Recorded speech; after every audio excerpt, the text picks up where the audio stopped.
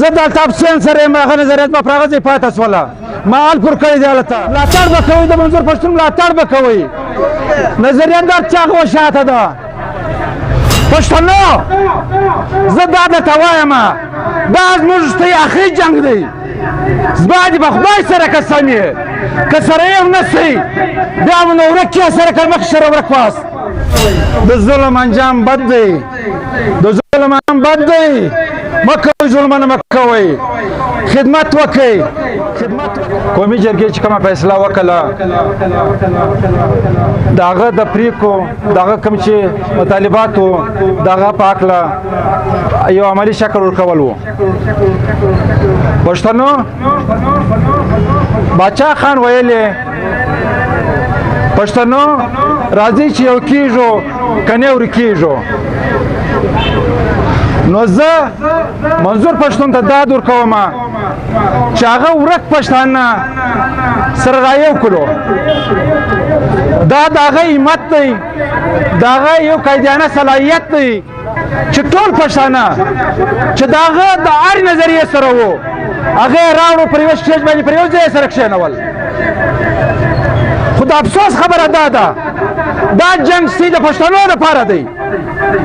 دا د مزدور پښتون د ذات جنګ نه دی نن من آل پارټیز کانفرنس دې ته ریلي وایو ډېر د شرم خبره ده ډېر د افسوس خبره ده نن په دې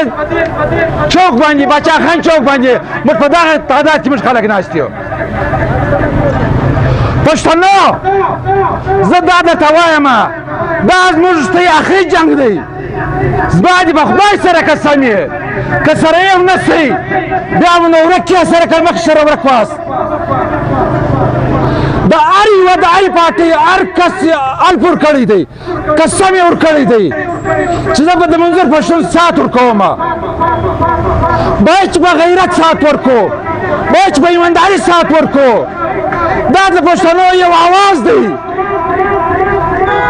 دا د پښتنو یو قوت دی چې منظور پښتون وغواړي هر څه ورملاویږي لیکن هغه سیده سر سودا نه کوي هغه د پښتانه د سر سودا نه کوي نو باید چې ته غیرت وکړي د هغه ملاتړ وکړي د منظور پښتون ملاتړ وکړي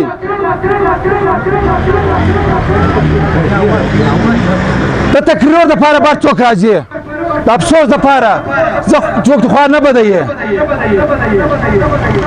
که ملاتړ کوو بیا به په ایمانداري کوو په بېایماني به نه کوو دا ټول در کور دی در چا بچیان دي دا ټول اولادونه لري مور لري پلار لري نن موږ پښتانه په تڼیو کې پراته دي لا په جیلو کې پراته دي د هغه شاته به څوک درېږي زه نه ودرېږم NP نه ودرېږي پښتونخوا نه ودرېږي جمعیت نه ودرېږي خوشحال خان نه ودرېږي پلانې د پلانې پارټۍ دی پلانې د پلانې پارټۍ دی دا ته به نه ګورو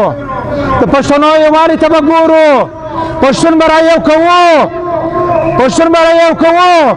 یو کوو به که نه یو کوو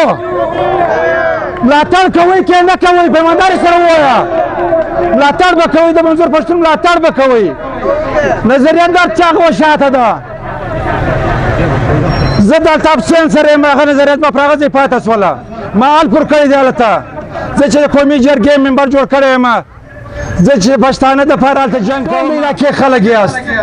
و خدای ته وګورئ زموږ حصه یاست زموږ تن یاست زموږ اجزان یاست زموږ قریبان یاست مه تنګوئ دا خلک پر پښتانه مه تنګوئ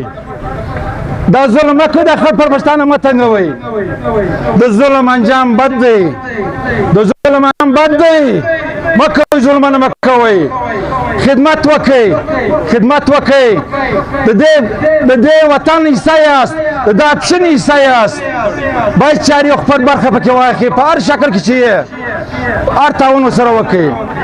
نو زه ډېر وخت نه اخلم نور مشران مو وینا کوي وسلام